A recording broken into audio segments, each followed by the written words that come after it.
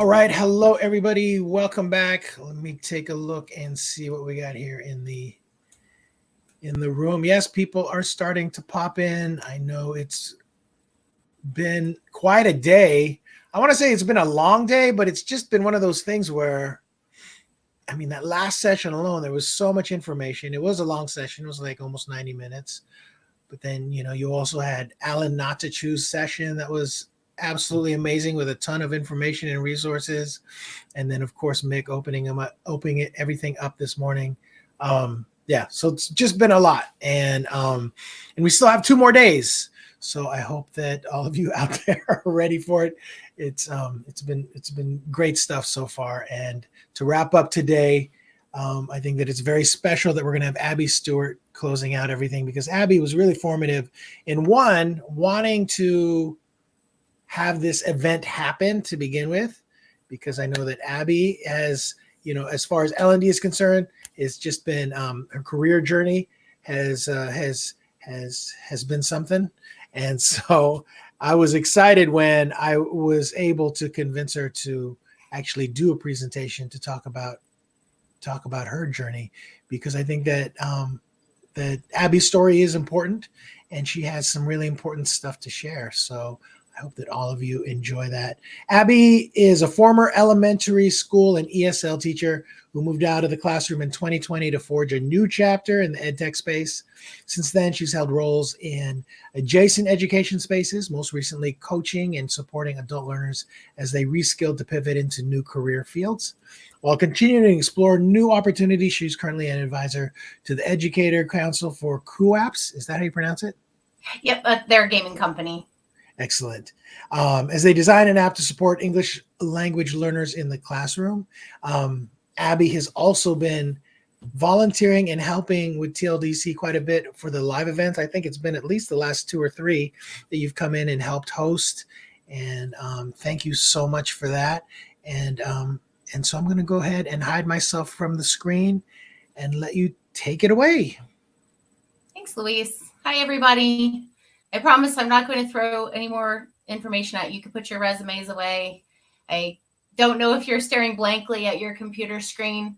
I kind of am. My brain feels pretty full. So I think this presentation is a great way to kind of close out the day, because we all know our brains are full of things. At any given moment, that could change. When Luis asked me to make a presentation, I thought, wow, okay, I've learned a lot over my job search. I've got lots of tips and tricks, and probably enough to fill an entire day. And I know that you all have heard many of them. And I decided to kind of take a different tack, because people don't really share the kind of internal struggles that go along with job searching. I know Mick talked about them earlier today. What goes on in your brain and kind of finding the energy and the stamina to really run this marathon of job searching. It's exhausting. And these are just some things that I've picked up along the way that I wanted to share, things that I find helpful. Maybe you figured some of them out. If you have, fantastic. My hat goes off to you. These are things that I'm continually working on, but I find that once you can kind of retrain your brain, things get easier. So definitely, you're right, June. I'm thinking I'm about on marathon 5 or 6 now. I haven't quite figured that out. I feel like Forrest Gump. I haven't made it across the U.S., but I'm going thousands and thousands of miles.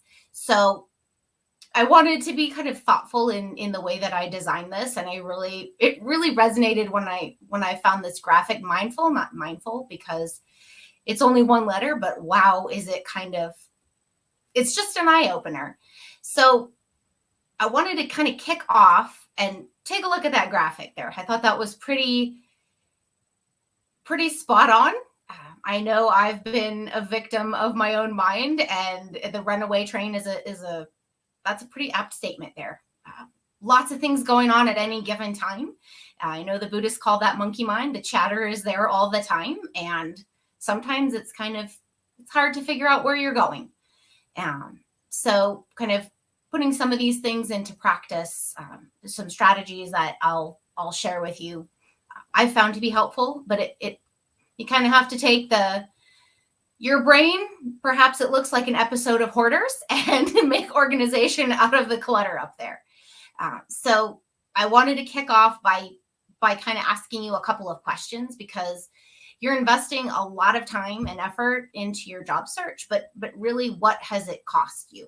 All that networking and job search strategy, creation, resumes, all these things. What has the actual cost been? So if you have a piece of paper, you could actually write down your answers on paper, or just kind of jot them down, maybe in a document. I'm going to ask you a couple questions and just kind of bring back your focus here. And you don't have to share your answers with me. If you want to throw one in the chat, you can. But I know sometimes it's a little bit hard to be that vulnerable, but just consider it like a check-in with yourself.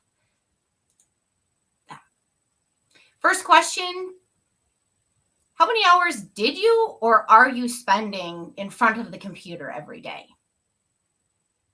Kind of think about it. When you sit down, do you log in the morning? Are you there all day? Doesn't need to be completely accurate, but just kind of make a ballpark estimate. This is just you holding space for yourself here. Do a check-in. How often do you take a break? Speaking of breaks, when was the last time you actually walked away from your computer and took a break?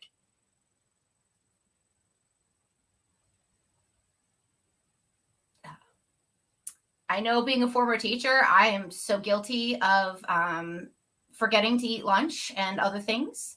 Did you eat lunch? Or did you do it at your desk while you were filling out applications? So guilty of eating lunch at my desk. That's been a struggle. Did you leave your house today? How much time have you spent thinking about the last rejection email you got? Or maybe you counted how many you got this week. Did you look at LinkedIn and read some posts and start comparing yourself to someone else or multiple people?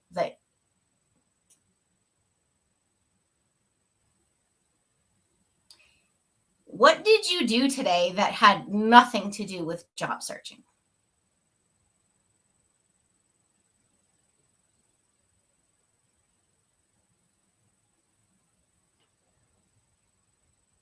So kind of think about that for a minute. I think it's kind of powerful to just consider how you're spending your time, that thing we like to call balance between job searching and the rest of your life. Because if you're not careful, it will suck up your entire day, and then you'll kind of be left feeling not so productive and tired and exhausted, and you get your bug eyes staring at your computer screen. So lots of tools out there, but not many on kind of practices for taking care of yourself. And I think we all learned from Mick this morning that really your mind is your most powerful asset.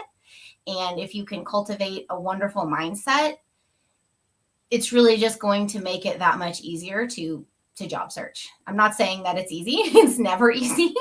But when you have a certain way of approaching it, it can feel easier. So I'm just going to share a couple of strategies and things that I've found are helpful. And believe me, I am constantly trying to help my monkey mind redirect itself. I found that it's kind of like redirecting a toddler. So you just kind of have to refocus yourself, and it's hard, but it's doable. I promise.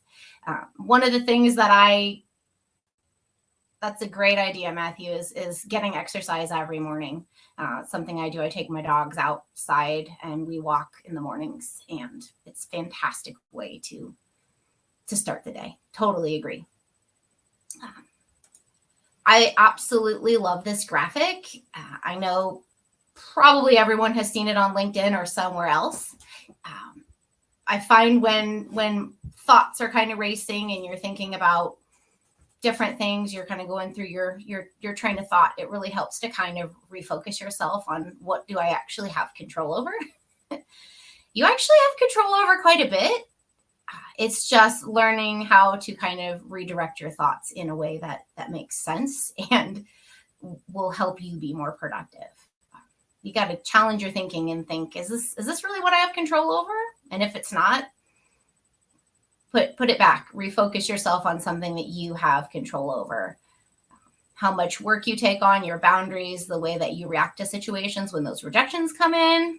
Don't have control over that. It's a hard, when you get a rejection, not to take it personally. But as we know, there are many people job seeking right now, and we are all kind of in that same boat. You can control other things. How are you going to face this challenge? You could sit down and obsess about the rejection, but that won't change it. Or maybe you go out and you take a break, or you do something else and refocus your energy. So that's one thing I found to be helpful. Another one is celebrating your wins, big and small. They really do matter. I thought this graphic was super powerful because we do have a tendency to focus on the bad. And it could be just one bad thing. You could have had a fantastic day and someone cut you off in traffic, or a coworker told you something that really upset you, and it'll just derail your whole day. Does that happen to anybody? I know it's happened to me more than once. You're thinking about the one bad thing that happened and forget the 6 good things that happened to you during that day. We're actually hardwired to do this. It was actually a survival mechanism for us a long, long time ago. So it takes practice to kind of overcome that negativity bias, but it's something you can do. And that's just to call out your wins. You've accomplished so much more than you realize. Even if you don't think it's an accomplishment, it is. Even if it's hitting all the green lights on your way to the grocery store or whatever it is. So I challenge you to think about something that you did today that you feel proud of, because it's a big game changer when it comes to changing your mindset. Anyone want to share a win today? It's okay if not. I know it's been a really long, busy day.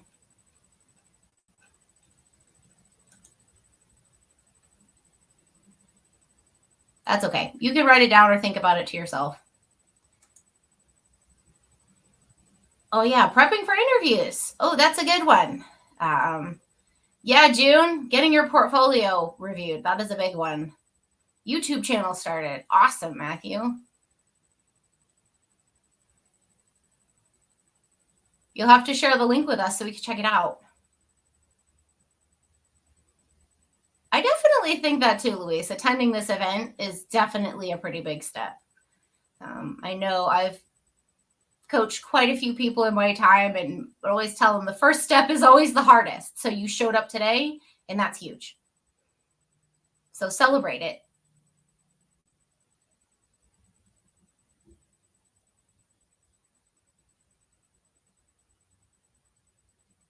Definitely, Celia, just being here, just showing up, embracing the power of community. It's big.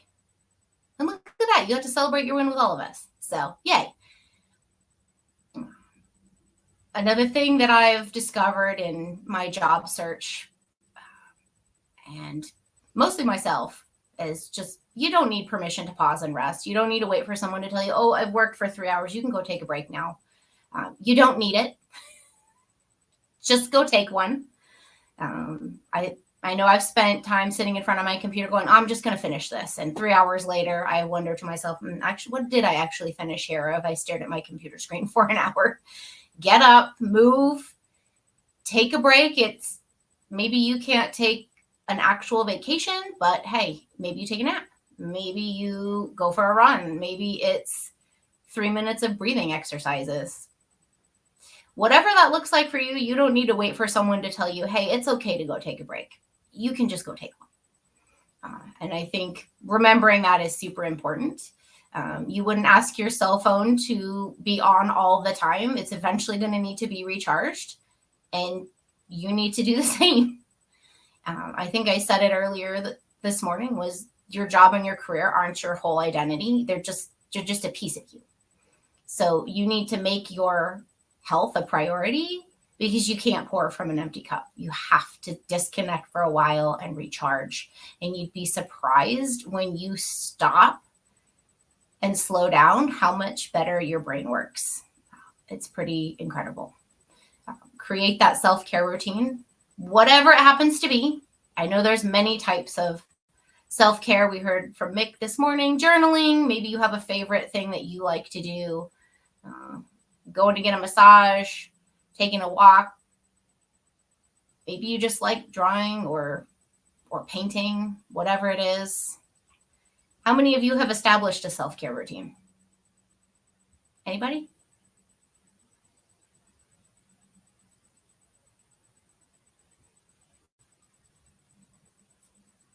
I know the exercise is a big piece of mine. It's the way that I like to close out every single day, kind of let whatever happened during the day go. Maybe you have something different.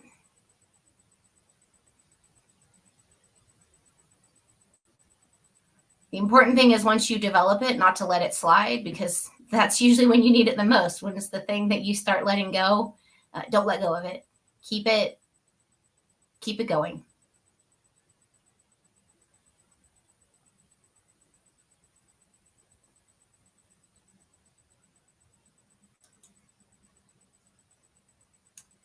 This is another pretty important strategy that was a total game changer and I thought was so weird the first time I heard it. Anybody else heard of scheduling worry time?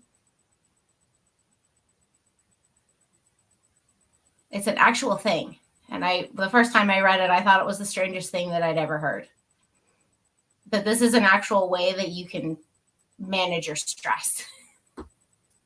When you start thinking about the things that you worry about throughout the day, you're really going to see how much time you spend thinking about things that you don't have control over. So rather than worrying throughout the day, what you do is just write down worries as they come up, and then you go back to what you're doing. And at the end of the day, you sit down for 15 or 20 minutes, and that's your designated time to worry about it. So find an uncomfortable spot, do your worrying for about 15 minutes, and then move on. It's done. Let it go. And I actually have an article I'd be happy to pop in the chat here about this actual strategy and how to do it. Love to be able to share resources as well. Give it a try. It's actually sounds counterintuitive, but it really does help you become more mindful and will kind of help clear out your headspace as well. Totally agree, Matthew. Martial arts is great. That is a great way to de-stress. Crafts are another good one.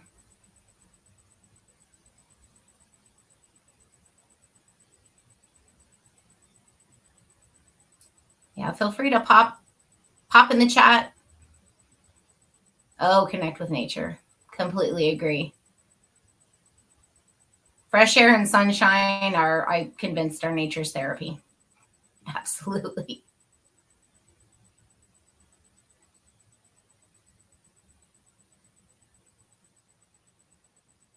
I know I spend time volunteering as well. That's another way that I like to give back to my community, not just here at the TLDC, but also my local hospital.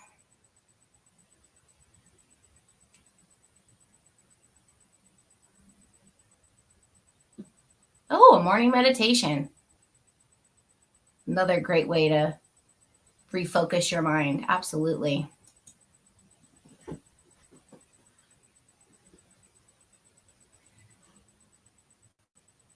The next one, I know Mick touched on this morning. I've spent a lot of time here as well. Anyone else been feeding your imposter gremlin? When you start looking at LinkedIn feeds and you start thinking, oh, wow, I wish I did that. I need to do this and I need to do that. And why haven't I done that? Yeah, me too. One thing that you have to remember is your journey is yours. It's not somebody else's. They haven't walked in your shoes. They don't know where you've been or where you're going. So you really can't compare yourself to other people. And social media, this is one that I had to remember too, is it tells a skewed story. Even on LinkedIn, you don't see the parts that people don't put up. Everybody's polished, has amazing things, and you don't see the other 95% of their life.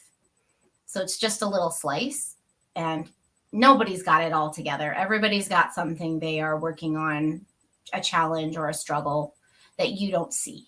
So just remember that the next time you're scrolling through any social media or talking to somebody, literally nobody has it together, and that's okay. You're all human. You are enough just as you are. You got to let go of that perfectionist idea. And I know I was raised in a family of high achievers. And did anybody else grow up in that kind of household? High achievers, driven and pushed for success. Yeah, me too. I know, kind of changes your thinking about failure and thinking, wow, okay, it is okay to fail. You got to take some face plants because it's how you learn. Making those mistakes, it's a learning opportunity. I definitely think failure needs to be rebranded. Believe it when people tell you something amazing, that you're doing great work. Maybe you can't see it yet, but believe it when people tell you that. You belong exactly where you are. You do deserve a seat at the table, and it's important that you remember it. Like Mick said, and I know we talked about this morning, you can do hard things. You can accomplish difficult things. Absolutely. You don't need to overwork yourself or grind 24/7 to prove anything. You're just going to burn yourself out, and then that's no good. Nobody wants to be burned out, especially when you're running this marathon. You've got your goal in mind. You need to be able to keep pushing forward. And that's, I think, where community comes in. It's a nice place to check in and have someone kind of bring you back to reality, which is another important piece why I love being a part of a community. It is kind of like a way to check yourself when you feel like your thoughts ran away with you. It's nice to be able to talk to someone else who can bring you down or pick you up if you've had a really, really hard day. And also your cheering section, right? In a marathon, you see the streets are lined with people who are cheering the runners on, and you need your cheering section. So super, super important.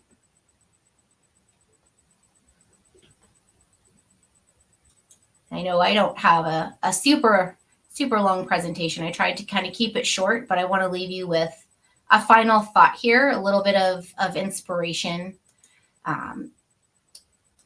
And that's that there's enough uncertainty in the world, so don't add to it by doubting yourself. This quote was taken from a book that I've read recently. I don't know how many of you have read The Boy, the Mole, the Fox, and the Horse.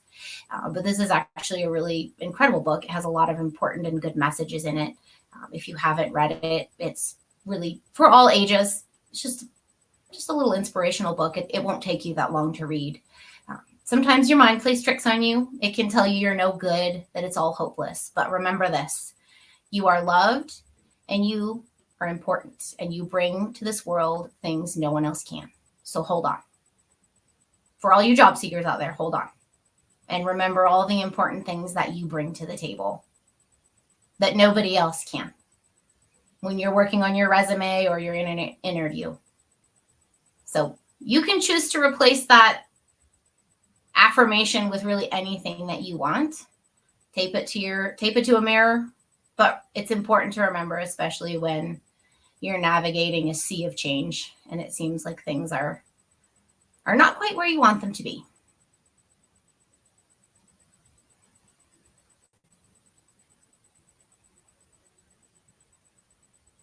And I'm definitely happy to connect with any of you and chat on the side. Like I said, I have lots of other strategies and things that I've picked up. I've had the privilege of working with quite a few speakers and panelists on this event, and I know them. I've heard their strategies, their talks. I've collected a lot through my job seeking.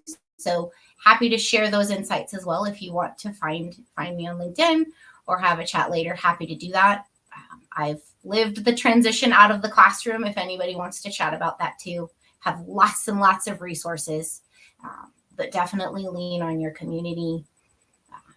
Remember to be mindful. Don't let your mind run away with you. It's going to make a big difference in your job search.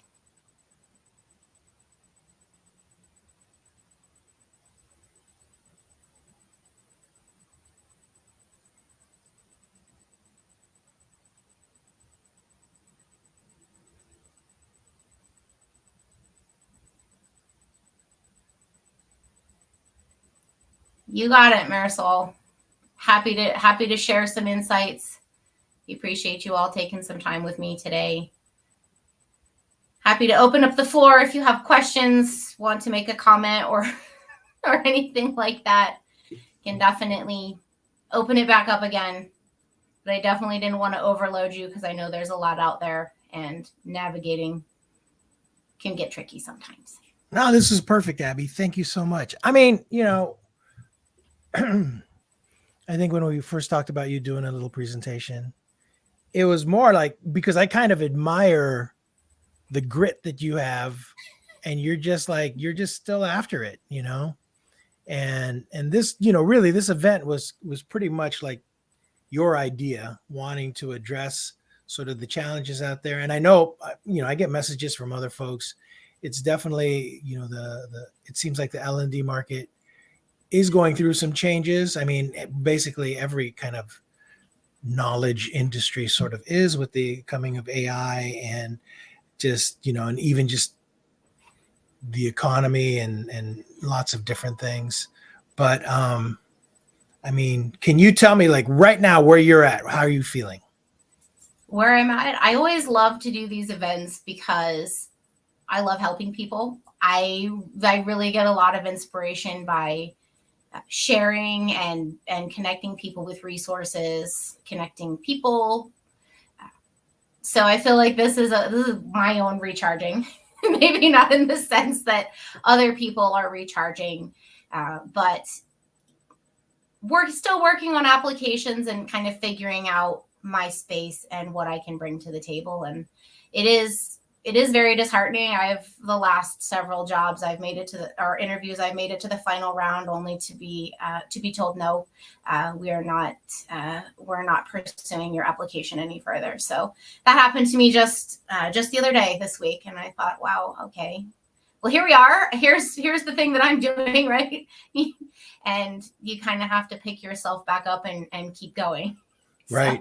So you're very much living the song. Everyone's heard it. I get knocked down and I get up again. That's pretty much exactly what it is. You just have to keep picking yourself up. And you wanted to focus on sort of the wellness piece, right? The mental health absolutely. and wellness piece. Why is that so important to you? Because I know that I've had my own challenges around feeling like, is this really where I belong? Did I work hard enough? Did I do enough? How do I stand out? And I think that's an important message to get out to people. Yeah. That you are enough and you can do it. Mm-hmm. The biggest piece is believing that you have that talent and that you can, and to keep going. Even when you think that you can't do it, to find your community. And sometimes you can find opportunities where you didn't expect them, right? So I discovered the TLDC, I think last year, right? Attending the events going, hey, that's pretty fun. And then finding a way to kind of get involved. Yeah. So this is a way to help build experience and meet people and connect people. So it's allowing me to be able to do the things that I love in a way that I didn't really expect it. If you had told me in my job seeking journey, this is what I would be doing, I would not have envisioned that. Yeah. So you find an opportunity where you can. That's awesome. Brenda has a question. How are you dealing with the ghosting? That's a good question. I find that there's a lot of that, particularly just when you apply and you hear nothing and they purposely leave their information off so you can't reach out and ask. Most of the time, I just try to keep going. Like, okay, you don't want to talk to me. That's okay. I'm going to go create another opportunity, and really be mindful in what I'm applying for. Do my values align with where I'm applying? To stop the wheel of, I need to be working on something right now. If I just apply for these 10 jobs, keep it purposeful. Like, are you applying for places that you really want to work? I'm a big fan of applying at places that you've got the LinkedIn recruiters. You've got an email. You've got a point of contact. They're transparent with their hiring process. They're not trying to pull any punches. And I've started really focusing there versus, oh, well, I don't know how much that pays and I don't know what's going on, but I'm just going to throw my application into the the black hole of the ATS and hope that someone sees it. Yeah. Really working the networking game. That's a big one. I know Portia's going to talk about that later this week too. So just being more purposeful, even when you want to get somewhere and you want to get there really, really badly, you have to slow down and kind of think about things before you just start going. When you can think about your purpose and be more mindful, it is going to make a difference. It really, really is. And trust me, I've lived it when, you're trying to say, okay, I got to pay my bills. Okay, I need a job. Okay, what am I going to do? And the train can run away with you. So finding those spaces and don't doubt yourself, right? Mm-hmm. You bring a lot to the table that nobody else can. Right. It's just giving yourself an opportunity to shine, and you can do that much better when your head is clear. Yeah. Yeah. I'm going to tell you that you finding TLDC, it's been super helpful for me, and you've managed to really become to be of value to this community for sure. But even for me, the job that I'm working and currently work, it doesn't fulfill me in the way that I wanted to be fulfilled professionally. And so that's why I built this. I don't really make any money doing it, but it's something that helps me keep going. And I think that for anyone out there that maybe is struggling as well, I don't know, that's the path that I took. I was like, I decided, well, maybe just piece by piece, I can start building something that might eventually turn into something that I will totally enjoy. Because, I worked for the e-learning guild or the learning guild for a really long time. And to me, that was like my favorite job ever. Until towards the end when I started a family and I couldn't dedicate as much time to it, but working events and building things like that, I just loved it. Then after I left and trying to find something that was like that, I'm like, no, I'm just going to have to try to build something that matches where I'm at. And so I don't know. I guess I'm sort of throwing that out as a little piece of advice is, try, maybe just build something bit by bit that helps give you a little bit of illumination here and there. All right. So let's see some comments. Karen says, yeah, you just have to realize they have moved on. You should too. Yeah, June, if you build it, they will come. Yeah. It's kind of funny in 16 or 2017, when this was first started, it's like, yeah, there was nobody coming, but just show up and you just do it.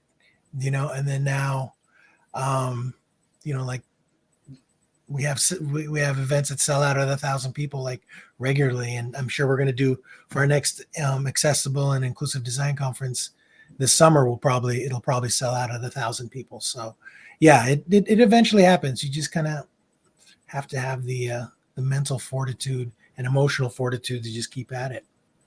Thanks, Brenda. Build your brand, as they say, because the more you build it, the more you will attract and get noticed by where you're supposed to be. Right. And, and the thing is really, Abby, I don't know, I guess this is somewhat related, but, ATD and the Guild and other media organizations aren't going to talk about the stuff that we talk about like this, because I think this is an important part of L&D, because and I'm trying to make sure that the folks that are struggling, trying to get into this industry or, and have like a good career in this space, need like events like this just to know realistically what it kind of is taking to get there.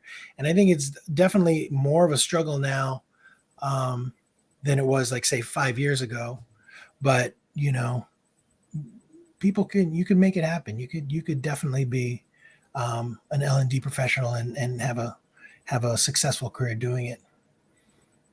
It's the long game. It's not going to happen overnight. Yeah. The $5,000 course you pay for isn't going to guarantee a job.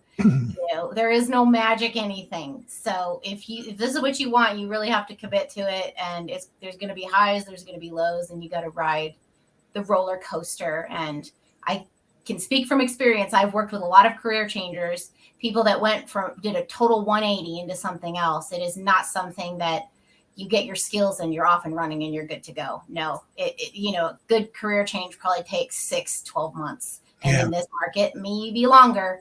So, there is nothing wrong with finding a job that will help you get your foot in the door. Right. I think that we touched on that in the panel as well. What can you do now to help build your experience? Great. It may not be your like, this is where I'm going to end up and do this forever. That's okay.